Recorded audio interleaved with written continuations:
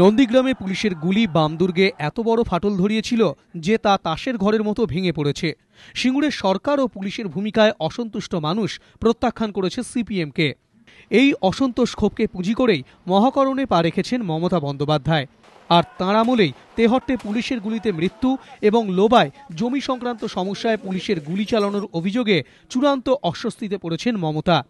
তাই পঞ্চায়েত নির্বাচনের আগে সেই গ্রামীণ ও গরিব ভোট ব্যাংককে ধরে রাখতেই মরিয়া তিনি। বীরভূমের লোবায় পুলিশি অভিযানের বিষয়ে তার সরকার অন্ধকারে ছিল বলে ফের দাবি করলেও বৃহস্পতিবার মুখ্যমন্ত্রী স্বীকার করে নিলেন যা হয়েছিল তা ঠিক হয়নি, তবে নিজেকে আড়ালের আপ্রাণ চেষ্টাও করতে দেখা গেল তাকে। দুবরাজপুরে যে ঘটনাটি ঘটেছিল এবং তেহট্টে, দুটো ঘটনাতেই গভর্নমেন্ট টোটাল ডার্কে ছিল। গভর্নমেন্টকে না জানিয়ে করা মানে হয়তো কোনো এক জায়গা থেকে পরিকল্পনা করে করা হয়েছে। 34 বছর এখানে একটা সরকার ছিল, তাদের লোকজন ছিল, তাদের অ্যাপয়েন্টেড লোক ছিল, এসব নানা রকম পলিটিক্যাল কম্বিনেশন, পলিটিক্যাল ছায়া তো একটা আছে। ওই দিন ওই ঘটনা করা অন্যায় হয়েছে। তেহট্টকাণ্ডে আইসিকে বদলির পর এদিন এসডিপিও এবং এসডিওকেও বদলি করার ঘোষণা করেন মুখ্যমন্ত্রী।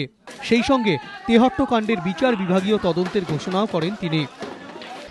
আমরা সিদ্ধান্ত নিয়েছি ওখানে বিচার বিভাগীয় তদন্ত আমরা কমিশন করছি। আমরা এসডিপিও, এসডিও, ওসি এদের সবাইকে ওখান থেকে সরিয়ে নিয়ে আসার সিদ্ধান্ত নিয়েছি। এর আগে তৃণমূল সরকারের আমলে মগরাহাটে পুলিশের গুলিতে মৃত্যু হয়েছিল দুজনের। সেই ঘটনারও বিচার বিভাগীয় তদন্তের নির্দেশ দিয়েছিলেন মমতা বন্দ্যোপাধ্যায়।